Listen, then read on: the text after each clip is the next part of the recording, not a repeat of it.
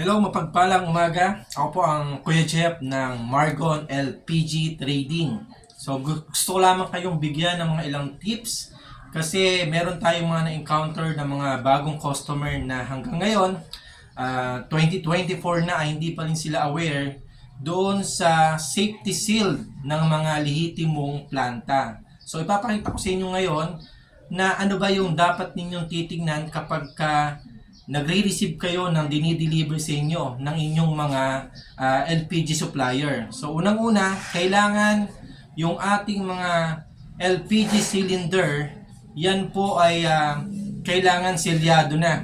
So kapag po ang dinideliver sa inyo ay gento pa rin pong mga safety seal na lock, hindi po ito galing sa mga lehitimong planta. Dahil po sa umiiral nating batas ngayon from Department of Energy, yung Republic Act 11592, na dapat ang ating mga cylinder ay meron ng safety lock. So meron ako dito mga gamit na mga safety seal ng mga lehitimong planta. So ganito po yung itsura ng sa Petron Gasol.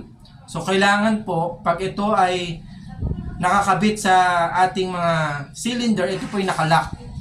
So, sigurado po kayong ito ay galing sa mismong planta ng Petron Gasol. At meron din po ako ditong sa Sunrise. So, yan. Makikita nyo po, yan po ay selyado pagka ganyan. Meron din po sa galing sa Rigasco. So, dapat po ganyan po yung mga selyo na makikita ninyo doon sa mga LPG cylinder na tinatanggap ninyo sa inyong mga suki na mga di-deliver sa inyo ng LPG. So ito po yung selyo ng salpak ng Petron Gasol. Pero kung ganito pa rin po yung mga selyo na dinideliver sa inyo, unang-una wala siyang brand name kung kaninong planta galing yung mga selyong yan,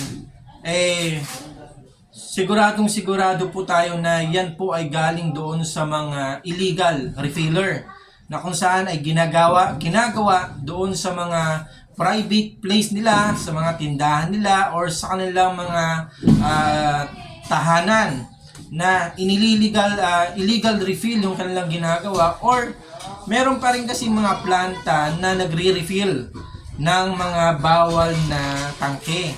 So ipapakita ko sa inyo, ano ba yung titingnan ninyo kapag tatanggapin ninyo yung dinideliver sa inyong tangke. So ano ba yun, Kuya Jeff? Ito po. So meron ako ditong Sunrise na kapag diniliver sa inyo yung legit na LPG tank ng Sunrise, dapat po ang selyo niya ay nakalock. Ayan po, nakalock. So meron siyang safety sealed lock na yan po ay galing mismo talaga sa lehitimong planta ng Sunrise. So, kapag po nakita ninyo at diniliver sa inyo na ganito ang selyo, yung iba't ibang kulay at walang pangalan, yan po ay galing sa illegal refilling plant. So, kapag po yung nag-deliver naman sa inyo ang Rigasco, yung mga Rigasco LPG cylinder, so, ito po, meron ako ditong Rigasco. So, yung kanilang mga safety seal, yan po ay, ayan. So may mga pangalan po yung mga kanya-kanyang mga selyo. So ito po yung sa Petron Gasol. Yan po ay hindi pwedeng gamitin once na gamitin ulit kapag tinanggal na natin sa ating mga safety, sa ating mga cylinder na na-deliver sa inyo. So ganito na po ang mangyayari, mga putol na yung lock. So hindi na ito magagamit. Okay po, maging po yung ating mga super kalan. So marami po kasing nagtatanong na mga customer natin, bakit yung mga super kalan nila o yung 2.7 na cylinder, kapag dinideliver sa kanila, meron pa ring bulok o meron pa ring walang brand name. So kapag po ang tangke ninyo dinideliver sa inyo walang brand name, walang selyo, yan po ay huwag nyo nang tangkilikin. Galing po yan sa mga illegal refilling plant or doon sa mga nagtitinda ng LPG na nire-refill lang sa kanila. Nire-refill lang nila mismo. So mag-ingat po tayo mga ka-safety kasi yan po yung pinopromote ng Department of Energy na wag na po natin tangkilikin yung mga illegal na mga nagtitinda ng LPG. So kapag po yung 2.7 natin dito, so meron po ako ditong Sunrise na 2.7. So kapag po yan ay nirepilan ng planta ng Sunrise, bago po nila yan ibigay doon sa kanilang mga dealer o sa kanilang mga retailer, so nilalagyan po nila ng selyo. So kapag po walang mga selyo yung ganyang dinideliver sa inyo, huwag niyo pong tanggapin. Kasi po yan ay unang-una yung timbang niya hindi kayo sigurado kasi hindi po yan galing mismo sa planta. So meron din po tayo ditong Regasco. So makikita nyo po si Regasco, si LPGMA na may mga selyo rin yung kanilang mga 2.7. So ganyan na po ngayon yung batas natin sa LPG. Na wag po kayo basta-bastang tatanggap ng mga LPG walang lehitimong brand name yung kanilang mga selyo, lalong-lalo na sa 11 kilos na tangke.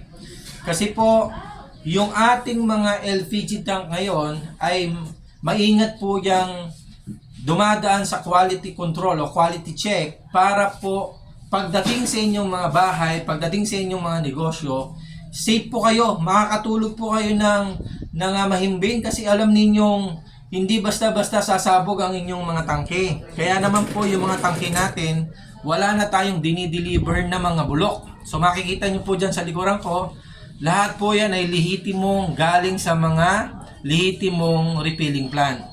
So mga ka-safety, tangkilikin nyo lang po yung mga tindahan o yung mga nagtitinda ng LPG refilling LPG na mayroong mga lisensya. Kasi po, kapag po nagkaroon kayo ng encounter na mga problema sa mga LPG tank ninyo o LPG cylinder ninyo, pwede nyo pong habulin mismo yung tindahan at yung pong tindahan ay tutulungan naman kayo na habulin natin yung may-ari ng mga safety cylinder. So kung tatangkilikin po natin yung mga walang brand name at hanggang ngayon ay walang tamang selyo, yan po ay galing doon sa mga illegal refilling plant o doon sa mga nakakalusot po kasi ngayon na from doon sa malaking tangke ay nire-refill nila doon sa mga maliliit na tangke. So ingat-ingat po tayo mga ka-safety at maging mapagmatsyag tayo. Huwag tayong mahihiyang magtanong lalong-lalo na doon sa mga legal na nagtitinda ng LPG. Kasi kapag doon kayo bibili, malalaman niyo yung safety ninyo. At yun po kasi dito lalo sa Margon LPG Trading, ang amin pong sineserve ay hindi lang po makapagdala sa inyo ng LPG, kundi madala po namin sa inyo yung safety ninyo sa inyong mga bahay. Dahil napakahirap po ng buhay ngayon. Mag-i-invest lang tayo doon sa ating mga ginagamit araw-araw, yung pagluluto natin. So siguraduhin po natin na yung ginagamit nating mga LPG ay sigurado po tayong ligtas tayo dahil hindi po natin alam kung kailan po yan magkakaroon ng leak. So mga ka-safety, ito po ang Kuya Jeff ng Margon LPG Trading na nagpapaalala, tangkilikin po natin palagi yung mga lehitimong nagtitinda ng LPG. At kami po dito sa Margon, ang mahalaga sa Margon, safe ka.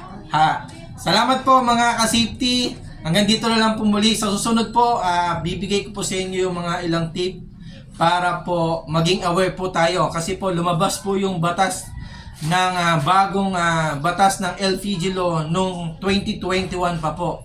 So 2024 na ngayon at yung pagpapapalit po ng mga lumang tangke ay hanggang 2025 na lang. So sa susunod po, yun po yung gagawin kong video para mas maging aware tayo sa ating mga suki. So maraming pong salamat. Muli po, ito po ang Margon LPG. Ang mahalaga sa Margon, safe ka. Salamat po!